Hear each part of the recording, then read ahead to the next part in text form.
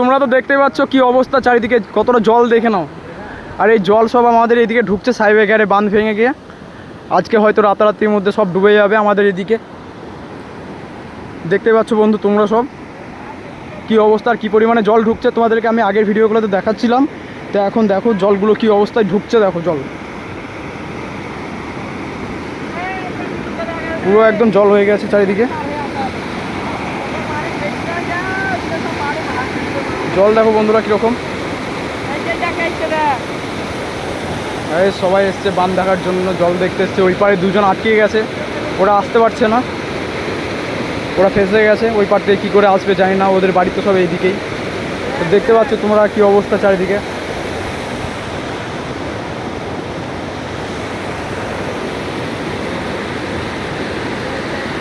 দেখো কি অবস্থা, জলের কতটা স্পিড।